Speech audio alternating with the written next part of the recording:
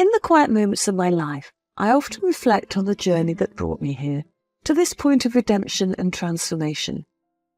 In my old age, I never knew that chaos would hurtle into my simple life.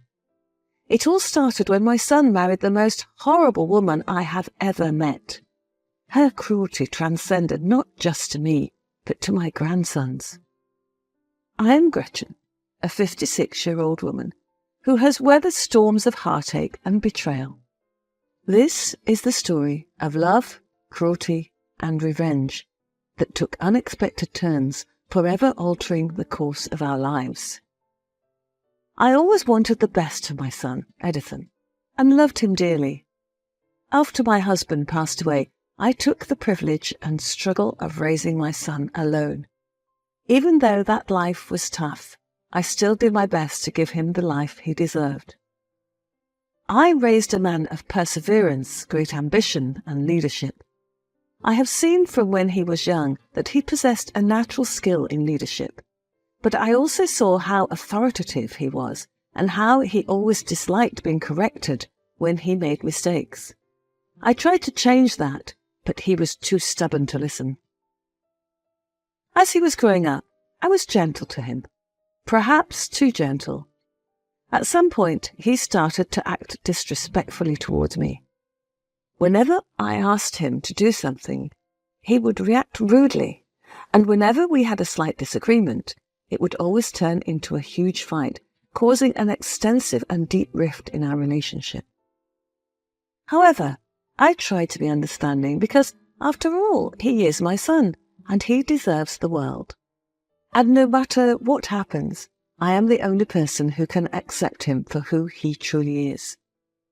But the crack in our relationship became even wider when he introduced me to the woman he wanted to marry. I always wanted my son to marry his childhood friend, Vina.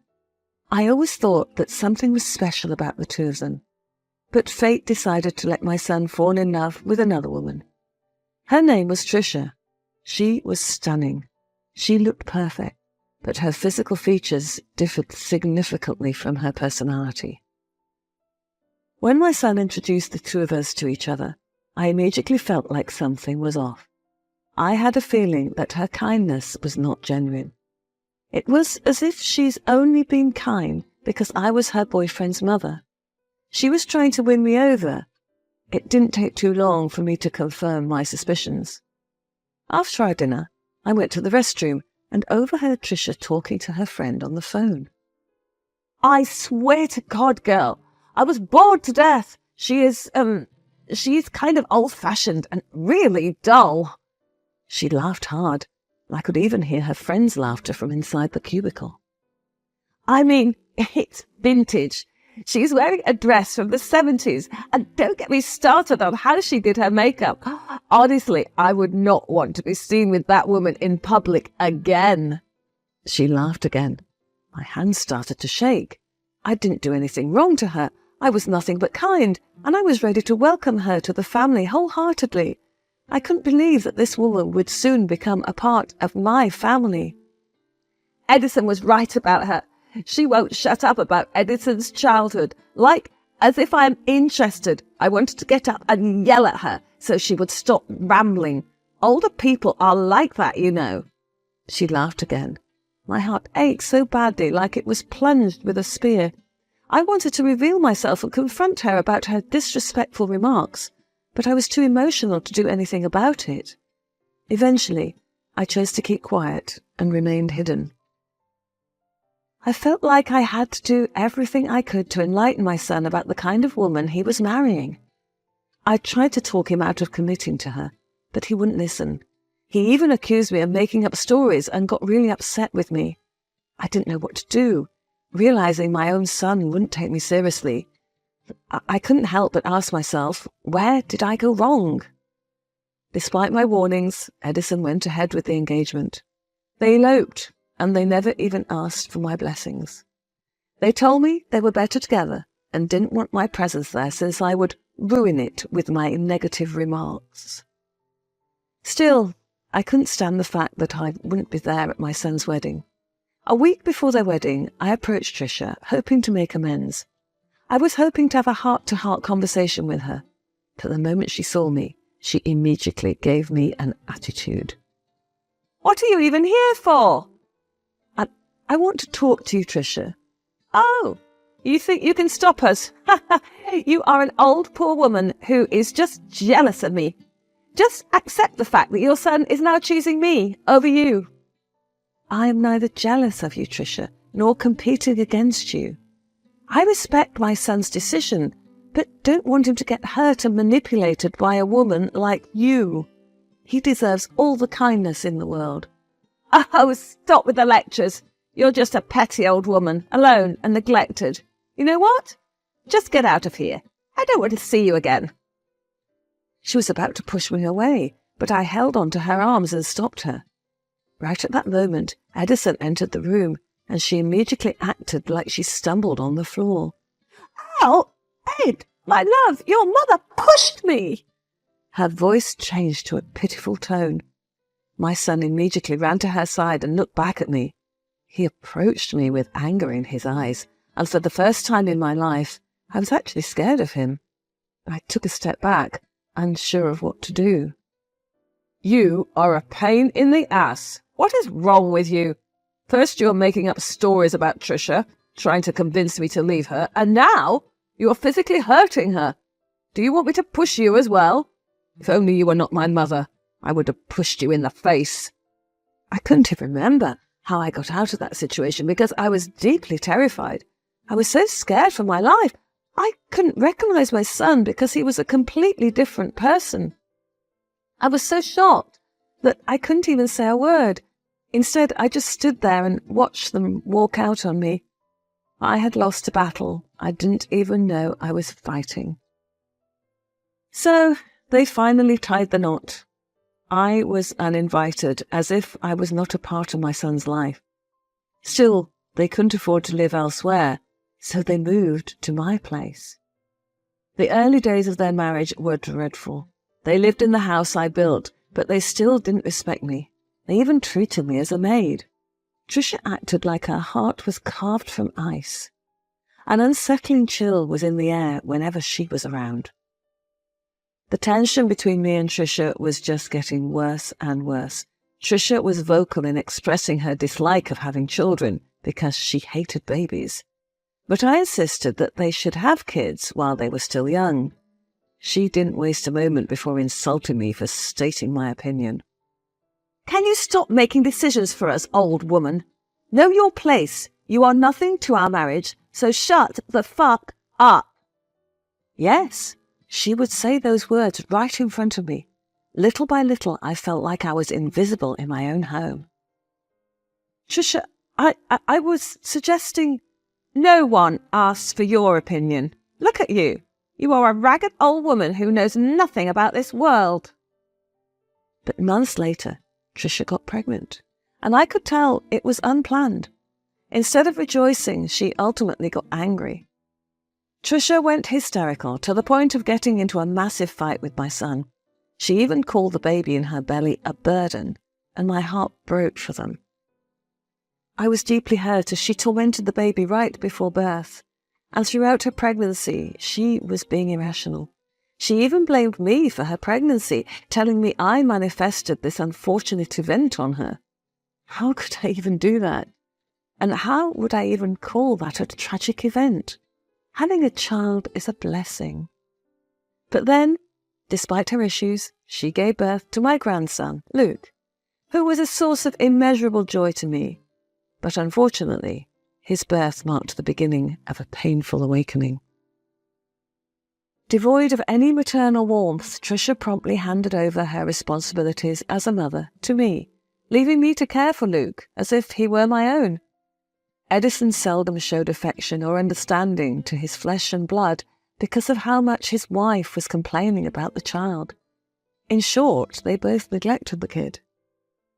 They left Luke to me right after the pregnancy. They didn't even assist me financially, so I was forced to labour my old body to make ends meet. Meanwhile, they both travelled the world, acting like childless newlyweds. They were audacious enough to spend all their money on things they could have spent on their child. Despite my age, I embraced the role of caring for Luke with a vigour that belied my years. He was not just my grandson, he was a beacon of light in the otherwise dark landscape of my life. Kind, understanding, and possessing a pearl of wisdom far beyond his age, Luke's simple and humble nature hid a sharp intellect that his parents, blinded by their prejudices, could not see. And after a year, they returned home with the news of Trisha's being pregnant again. This time, she was more accepting of the baby inside her, but right after her pregnancy, they did the same drill. They left the baby to me. Even when Trisha bore a second child, their neglectful approach to parenting didn't waver.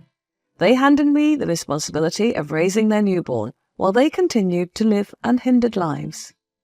Here, don't you like having kids? You suggested we have kids, so there you have it. Your wish is granted. Take care of them. Have fun with that. After that disheartening statement, they left again, leaving me with a huge responsibility. I was left with a toddler and a newborn. I broke down in tears as I began to question everything. What did I do to be disrespected this way? All I did was to try and be a gentle and loving mother. As the years went by, my health gradually deteriorated under the weight of raising Luke and John, attempting to bridge the ever-widening gap between me and my son. Their disrespect and disdain cut deep, yet I soldiered on, determined to provide Luke and his brother, John, a haven of love and acceptance. For 4 blissful years, our home was a haven of happiness. Luke and his younger brother thrived under my care, and we shared a bond that transcended blood. But that serenity was short-lived. My world crumbled when Edison and Trisha decided they wanted their children back when the kids were already 4 and 3 years old. And as they claimed my grandsons as their own once again, I was cast aside, left to grapple with the hole in my heart. I was utterly neglected. I was able to survive due to my retirement insurance, and I was able to spend my time gardening. But I was lonely. I longed for my grandsons. Until one day, a knock on my door reintroduced me to my grandson Luke. Once filled with innocence, his eyes were now shadowed by pain and determination. He was ragged, sweating, and whimpering in pain internally, and some bruises were evident on his skin. I took him in and tended to his care immediately. I asked him what happened, and he told me everything he had been through. The stories he recounted were heart-wrenching: emotional abuse, torment, and his parents' oppressive pressure on him. They had labelled him as having a low IQ, using it as a pretext to belittle and hurt him. They kept on instilling high expectations, and they kept on telling me that I was not good enough, when in fact I was doing it on purpose. They are so cruel, and I don't want to seek validation. That's why I failed my exams, because for me, it was my only escape. Oh, my dear, your parents didn't know the truth. You are the smartest kid, and I know that because I raised you. I can honestly attest that Luke was brilliant. He was able to do arithmetic at the age of 5 and was able to ace geography at 7. He was a prodigy. So there was no way he was actually dumb. Grandma, I recently went through the computer hardware and I was able to revive my mother's old laptop, and I saw some files. It stated that I was adopted. My eyes widened. I couldn't believe what he just said. What did you say? He handed me a document compiling messages and illegal papers stating that Luke was adopted. He cried in my arms, confused by the truth. I was confused as well. Many things were going on in my mind, which meant that Luke was not my biological grandson. However, my love and care for the child remained prominent, and it knows no bounds. And it all made sense why Trisha never had a motherly warmth towards him. She was so cruel to him, and she had no right to do it because she is not even his biological mother. It pained me to imagine how she abused my grandson, causing wounds and bruises on his body. Don't worry, Nut. We will do everything to get our revenge. She will never hurt you again. Deep within me, a spark ignited. It was our chance to turn the tables on their cruelty and expose their darkest secrets. Together, Luke and I planned a strategy to unravel the web of deceit they had spun around us. During a gathering that brought my family together, we confronted Edison and Tricia.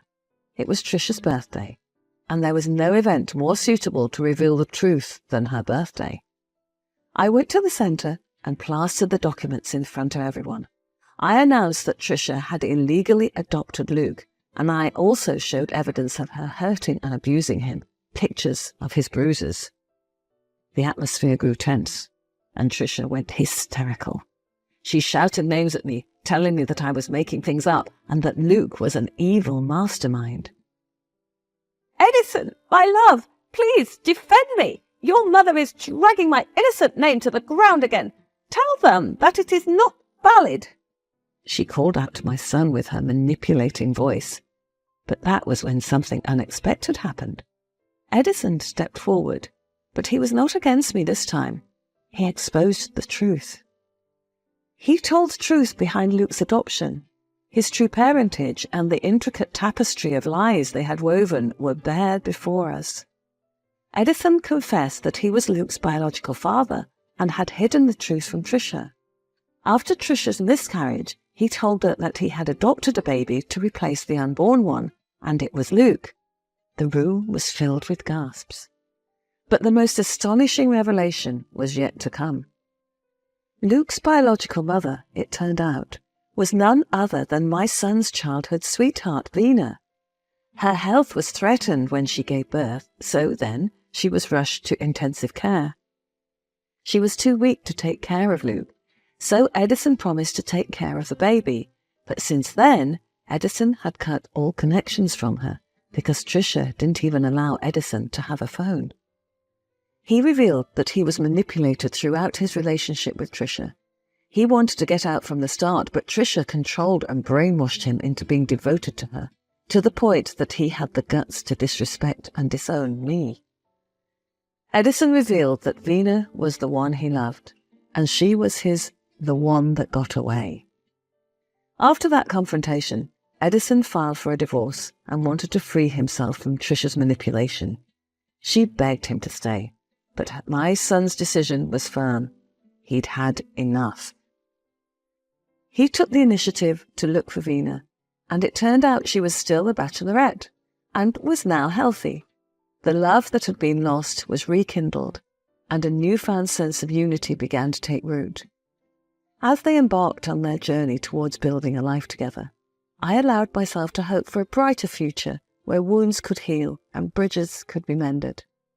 I witnessed the reawakening of a dormant connection, a bond buried beneath years of regret and lost opportunities, and I could truly see the changes in my son's attitude and behaviour. As I sit here now, a tapestry of memories woven with threads of pain and resilience, I am reminded that life's narrative is never set in stone. The revenge I initially sought was one of retribution. Still, it had evolved into something more profound, a journey of redemption, reconciliation, and unearthing the beauty hidden beneath the rubble of broken relationships.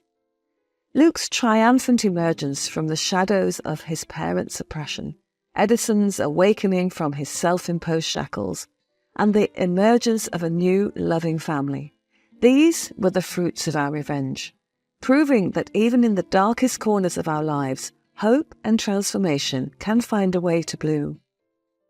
Tricia's harsh exterior began to crack, revealing a woman shaped by her struggles and fears. The birth of her second child, whom she had once neglected, seemed to spark a change within her. It was a humbling process watching her confront her demons and rebuild her life from the ground up. As for me, I found solace in the realization that my efforts had not been in vain. The family I had fought so hard to protect had emerged from the shadows of dysfunction and pain. Luke's confidence grew, and his understanding of nature evolved into a strength that he could wield to create positive change in his own life and the lives of others. Once strained and distant, my relationship with Edison began to mend as we navigated the tumultuous waters of forgiveness and reconciliation. The house that had once been a quiet haven for Luke and me now echoed with the laughter of a reunited family. The scars of the past had not disappeared completely, but they had become a part of our shared history, a testament to the trials we had overcome. We learned that revenge need not be bitter or destructive. It could be a catalyst for healing, a force that reshapes lives and paves the way for a brighter future.